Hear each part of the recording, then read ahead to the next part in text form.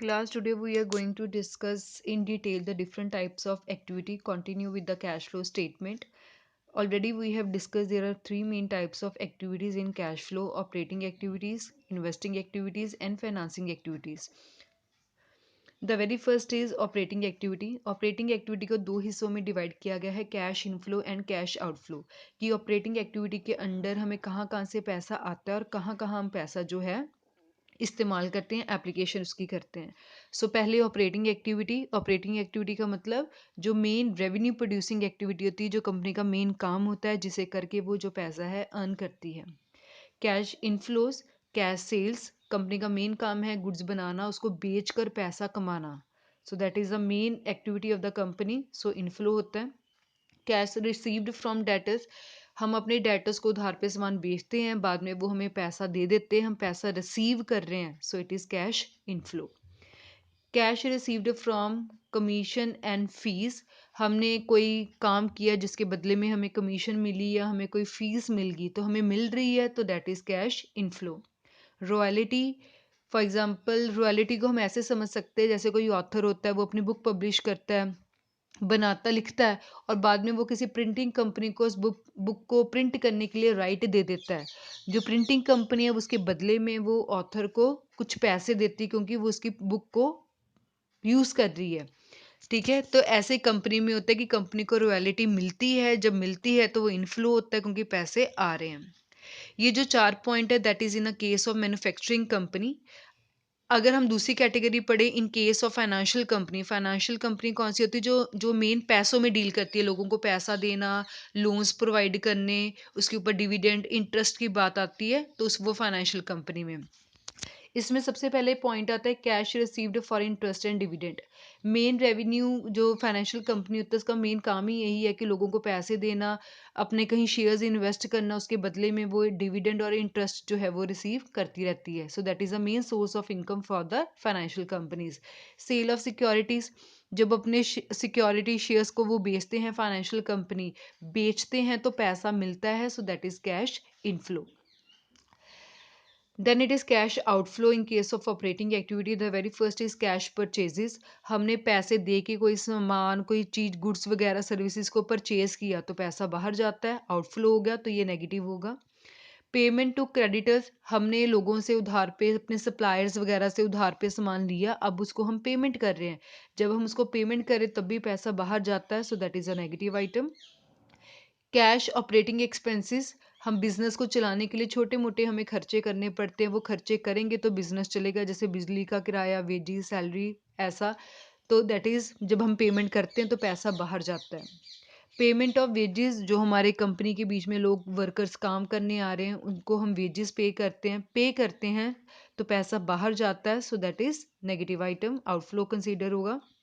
Income tax, हर एक company को income tax साल के एंड में देना ही पड़ता है, तो इनकम टैक्स हम देते हैं तो मतलब पेमेंट हो रही है, तो पेमेंट का मतलब कैश आउटफ्लो हो रहा है। In case of financial companies, अब फाइनेंशियल कंपनीज के केस में देख लें, जो ऊपर वाले पॉइंट है वो मैन्युफैक्चरिंग कंपनी के केसेस में थे। The very first is cash paid for interest. अब हमने किसी से कोई पैसा उधार लिया है फाइनेंशियल कंपनी ने, अब उसको हम उस पैसे के ऊपर इंटरेस्ट दे रहे हैं, हम इंटरेस्ट दे रहे हैं, अगर मिलता है तो इनफ्लो, अगर हम दे रहे हैं तो that is outflow. Purchase of securities, हमने कोई सिक्योरिटीज को खरीदा, जब हम खरीदते हैं सिक्योरिटीज हमारे पास आ जाती हैं बट पैसा बाहर चले जाता है, पैसा जाता है तो दैट इज कैश आउटफ्लो। मतलब ऑपरेटिंग एक्टिविटीज़ में हमने क्या किया कि अगर पैसा आ रहा है हमें अपने मेन काम करके तो कैश इनफ्लो, अगर पैसा जा रहा है तो that is cash outflow. Inflow एक पॉजिटिव होता है क्योंकि पैसा आता है, आउटफ्लो एक नेगेटिव होता है क्योंकि पैसा जाता है।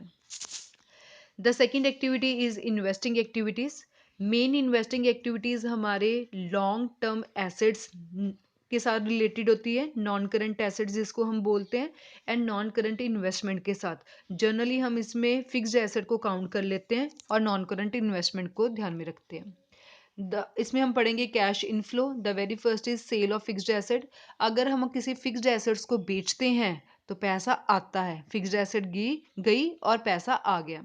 सेल ऑफ इन्वेस्टमेंट, हमने इन्वेस्टमेंट को बेचा, नॉन करंट इन्वेस्टमेंट को बेचा, तो जब बेचा तो हमें पैसे आ गए तो इनफ्लो बन गया। इंटरेस्ट रिसीव्ड, जो हमने इन्वेस्टमेंट करी है उसके ऊपर हमें इंटरेस्ट मिल रहा है, तो that is income for us, cash inflow.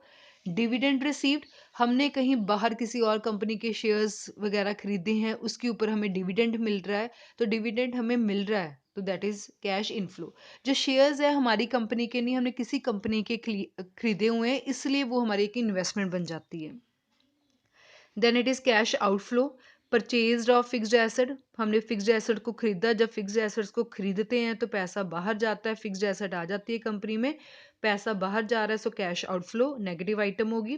Purchase of investment, अगर बाहर हम कहीं इन्वेस्टमेंट खरीदते हैं, इन्वेस्टमेंट हम खरीद लेते हैं बट पैसा चले जाता है, सो पैसा बाहर जा रहा है, so that is cash outflow. And last is financing activities. Financing activity में सबसे पहले कैश इनफ्लो में आता है issue of shares in cash. हम लोगों को शेयर्स इशू करते हैं, जब लोगों को शेयर्स इशू करते हैं तो हमें पैसा मिलता है, तो पैसा मिल रहा है, कैश आ रहा है, so that is cash inflow. Issue of debentures in cash, हर बार हम शेयर्स नहीं इशू करते जब हमें पैसे की ज़रूरत होती है, हम कई बार डिबेंचर्स भी इशू कर देते हैं, डिबेंचर हमारे डेट को रिप्रेजेंट करता है, डिबेंचर इशू किए बट पैसा तो आ गया ना हमारे पास, तो that is cash inflow. Proceeds from long term borrowing, हमने बैंक से या किसी फाइनेंशियल इंस्टीट्यूशन से लॉन्ग टर्म बोरोइंग्स की है, मतलब कि पैसा उधार ले लिया है, तो पैसा तो आ गया ना हमारे पास, so that is cash inflow. Then cash outflow, payments of loan, हमने लोन्स की पेमेंट करी, जब लोन्स की पेमेंट करते तो पैसा बाहर जाता है, so that is cash outflow और एक नेगेटिव आइटम होगी।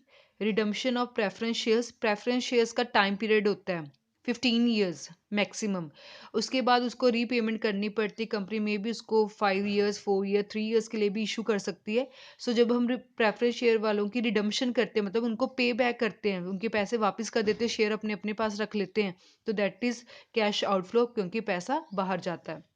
By back of equity share, कई बार जो कंपनी होती है मार्केट से अपने शेयर को खुद ही वापस खरीद लेती है, जब हम अपने शेयर वापस खुद ही खरीद लेते हैं तो जिन शेयर होल्डर्स के पास ये पहले इक्विटी शेयर्स होंगे उनको कुछ तो पैसा देना पड़ेगा ना, तब हम उनको पैसे देकर अपने शेयर वापस खरीद लेते हैं, तो that is cash outflow. Payment of dividend and payment of interest, हमने हमारी कंपनी के जो शेयर होल्डर्स हैं उनको हम डिविडेंड देते हैं, या हमने जो बैंक से लोन लिया है उसके बदले में हम इंटरेस्ट की पेमेंट करते हैं, तो जब पेमेंट कर रहे हैं तो पैसा बाहर जा रहा है, so that is cash outflow. Thank you.